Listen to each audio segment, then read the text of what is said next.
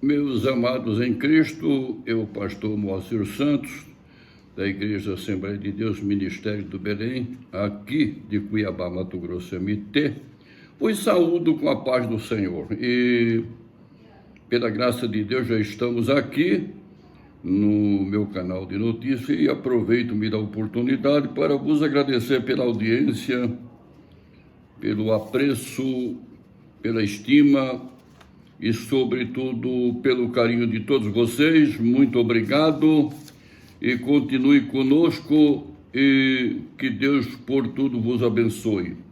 E não se esqueçam, continue orando por mim, pela minha esposa Elianaide Delatório da Silva Santos, meus familiares. Somos carentes de vossas orações, principalmente nessa fase crítica, quando a idade chegou e os cuidados com a saúde se redobram. Não só isso, como o peso dos anos, a doença, problemas de toda ordem e a luta pela sobrevivência e os embates da vida. Contudo, estamos indo à pátria prometida. Oreis por nós e que a todos Deus abençoe. Bem, sem perca de tempo, vamos para o que está diante de nossos olhos. Então, eu quero ler aqui na Bíblia, Isaías 53, verso 3. É o nosso assunto de hoje. Para começar, Jesus sempre foi e será incomparável. Ele estava com Deus na criação do mundo, ele existia antes de se encarnar como um ser humano na terra, e ele revelou a sua natureza e o caráter do Pai, um Deus de amor, e, sobretudo, ele lia os corações das pessoas. Ele curou os doentes, libertou os encarcerados de espírito e defendeu os marginalizados e os humildes. Por onde ele passava, não havia como não percebê-lo. Cada partícula desse mundo sabia quem ele era. A natureza, os animais, as doenças, os demônios e até mesmo a morte obedeciam às suas ordens e todos submetiam ao Deus revestido em pele humana. Entretanto, Jesus não se tornou uma pedra para salvar pedra. Não se tornou um pássaro para salvar pássaro. Também não se tornou uma pedra. Também não se tornou uma árvore para salvar uma floresta. Ele se tornou um de nós para nos redimir. Contudo, por mais estranho que possa parecer, nossa raça resistiu. Sim, resistiu e negou o seu amor e a sua oferta de salvação. E o impensável aconteceu. Aqueles a quem ele veio salvar o desprezaram e dele não fizeram caso algum. Isaías, capítulo 53, verso 3. E pelo relato do Evangelho somos informados de que o mar era subjugado, as doenças desapareciam, e os demônios ficavam apavorados, e a morte não tinha força alguma diante do Senhor Jesus Cristo. Só a nossa raça desobedeceu, desprezou e crucificou o autor da vida. Jesus foi traído por um amigo próximo, abandonado por seguidores, Sua morte foi premeditada pelos líderes religiosos da época e o governador lavou as mãos ao condená-lo. Antes de crucificá-lo, cuspiram nele. Ora, a intenção não era a de causar dor, mas de humilhar e rebaixar a pessoa de Cristo Jesus. Aquele que usou a saliva para abrir os olhos do cego, João 9 e verso 6, foi cuspido por aqueles que não enxergavam o amor divino manifestado em Cristo Jesus. Espancaram-no, torturaram-no, Jesus, para que depois fosse morto, entre ladrões, como se fosse um deles. Ora, a despeito de tudo, e para espanto dos incrédulos, Jesus de Nazaré ressuscitou e provou quem ele era. Jesus ressurgiu da morte. Ele tem todo o poder para perdoar, salvar e restaurar todos que clamam pelo seu nome. Isso o torna ímpar e incomparável. A questão que atravessa os séculos e chega até nós: e por que deixar o céu? Uma pergunta, um ponto de interrogação. E habitar entre os homens, entre os seres humanos. Fica aqui perguntas tais como estas: por que trocar a eternidade por uma vila em Nazaré? Por que abandonar as glórias celestiais por uma carpintaria? As respostas a essas perguntas sempre nos constrange. Temos dificuldade em entender que todo o sacrifício de Jesus foi por nossa causa. Ora, a Bíblia declara que Cristo veio à terra na plenitude dos tempos.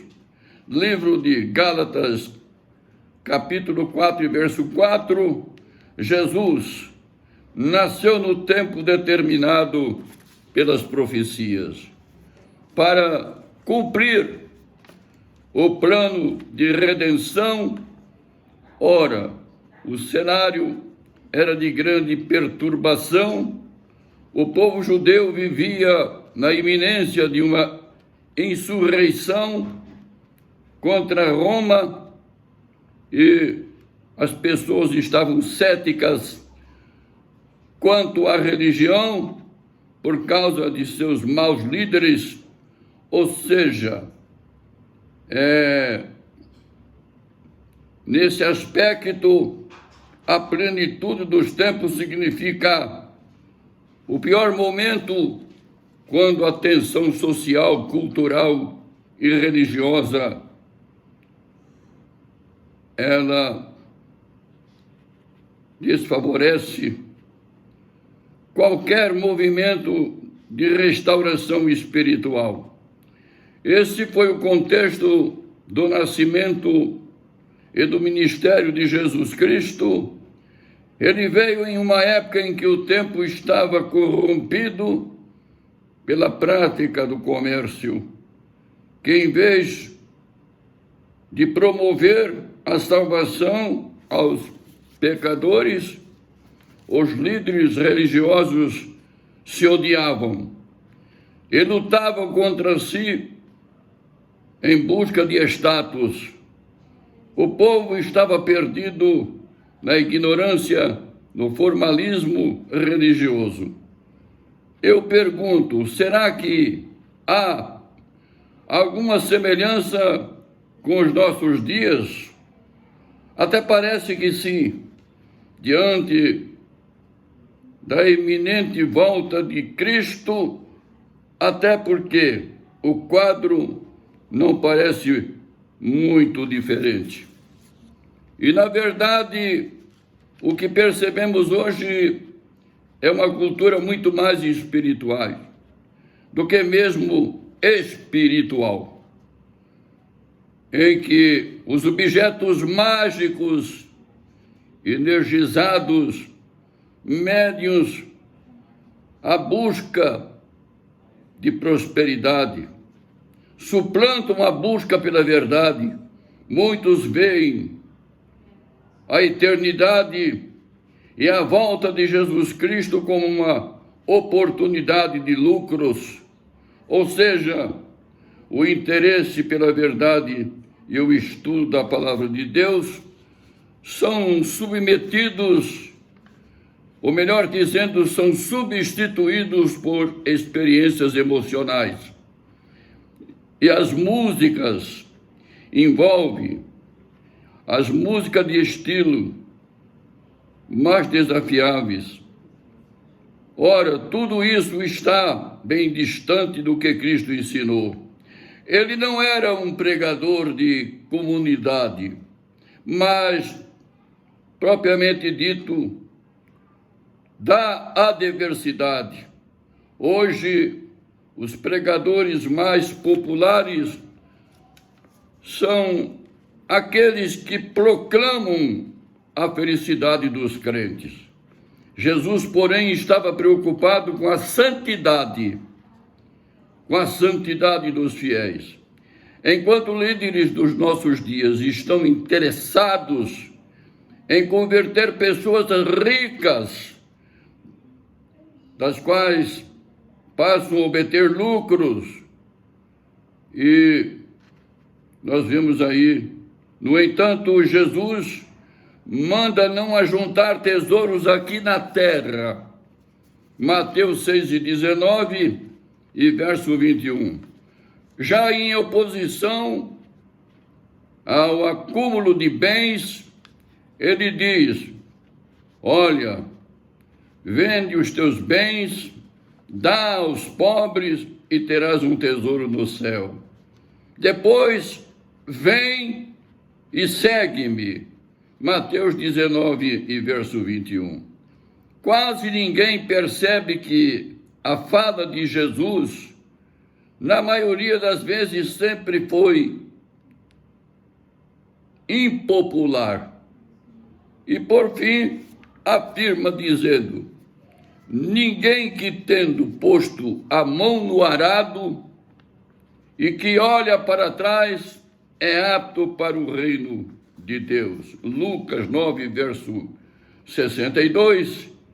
E o mais interessante, um pouco mais à frente ele diz, colocando toda a humanidade na parede: ninguém pode servir a dois senhores, porque ou há de aborrecer um e amar o outro, ou devotar-se e desprezar o outro. Lucas 16, verso 13. A verdade é que seguir a Jesus nunca foi tarefa fácil. Jesus exigiu excelência quando disse que devemos ser perfeitos. Mateus 5 e 48. Tenho dito, pastor Moacir Santos. Bem, meus amados em Cristo, por hoje é só. Já estamos batendo em retirada. Amanhã, se Deus permitir, a gente se vê. Com a ajuda de Deus, eu espero vocês aqui no meu canal de notícia. Oreis pelo nosso Brasil, pelas nossas autoridades, por Jerusalém e pela nação de Israel, e que a todos Deus abençoe. Quem se despede é o pastor Moacir Santos, em Cristo Jesus, em Cuiabá, Mato Grosso, MT. Muito obrigado mais uma vez, grato mesmo, e até lá. Fique com Deus, um abraço e que todos abençoem. Jesus foi apontado pelos profetas, principalmente o profeta Isaías, como aquele que levou as nossas doenças. Verdadeiramente ele tomou sobre si as nossas enfermidades, as nossas dores levou sobre si, nós o reputamos por aflito, ferido de Deus. e oprimido, mas ele foi ferido pelas nossas transgressões e moído pelas nossas iniquidades. O castigo que nos traz a paz estava sobre ele, pelas suas pisaduras fomos sarados. Isaías 53, 4 e 5. A profecia citada acima cumpriu-se no início do ministério de Jesus, segundo nos relatos de Mateus. E chegada a tarde trouxeram-lhe muitos endemoniados, e ele com a sua palavra expulsou deles os espíritos, curou todos os que estavam enfermos, para que se cumprisse o que fora dito pelo profeta Isaías, que diz: ele tomou sobre si as nossas enfermidades e levou as nossas doenças. Mateus 8, 16 e 17. Eis as preciosas palavras do salmista Davi, referindo-se a Jesus. É ele que perdoa todas as tuas iniquidades, sara todas as tuas enfermidades. Salmo 103, verso 3. Mateus 9, 35 apresenta Jesus em seu ministério tríplice. Ele percorria Jesus todas as cidades e aldeias, ensinando nas sinagogas deles, pregando o evangelho do reino e curando a todos as enfermidades entre os povos. Jesus deu aos seus discípulos poder sobre os espíritos imundos para os expulsarem, para curarem todas as enfermidades e todo o mal. Mateus 10 e 1. E após a ascensão de Jesus Cristo, muitos sinais e prodígios eram feitos entre os povos, pelas mãos dos apóstolos e até das cidades circunvizinhas. Concorria muita gente a Jerusalém, conduzindo os enfermos atormentados de espíritos imundos, os quais todos eram curados. Atos 5, 12 e 16. Jesus Cristo te dá saúde, disse Pedro a Enéas, paralítico havia 8 anos. Atos 9, 33 e 34. Então, muitos de nós conhecemos a obra que Jesus veio fazer. José do Egito, por exemplo, estava na prisão, apanhando e sofrendo, e ele começou a sonhar com a segunda glória. E ela veio, e ele foi governador do Egito. Davi estava arrasado, tinha sido colocado para fora de Jerusalém pelo seu próprio filho Absalão. Mas ele sonhou com a segunda glória, e ela veio e voltou para o trono em Jerusalém. Podemos sonhar, sim, podemos sonhar e converter esses sonhos em realidade. Tenho dito, pastor Moacir Santos, oremos. Amantíssimo e soberano Deus e Pai de nosso Senhor e Salvador Jesus Cristo, Senhor, manifesto a Ti a minha gratidão, o meu reconhecimento, o meu muito obrigado por esta rica oportunidade que o Senhor me concede estar aqui para falar da grandeza do Teu poder com que Tu salva, cura, liberta os crentes e batiza com o Teu Espírito Santo. Pai, abre as portas, janelas do céu, envia apressadamente o socorro do alto, a graça, ajude, a bênção da parte de nosso Senhor Jesus Cristo. Supre, Senhor, as nossas necessidades, tanto física como material, moral, espiritual, como de ordem financeira e de ordem geral. Seja conosco por amor de Ti, Senhor. É o que eu te peço, suplico, agradeço e espero. Em o nome, meu Deus, e para a glória de Jesus Cristo, Teu Filho querido e amado Pai, aquele que vive e reina para todos sempre, sempre, sempre e eternamente. Amém, amém e amém.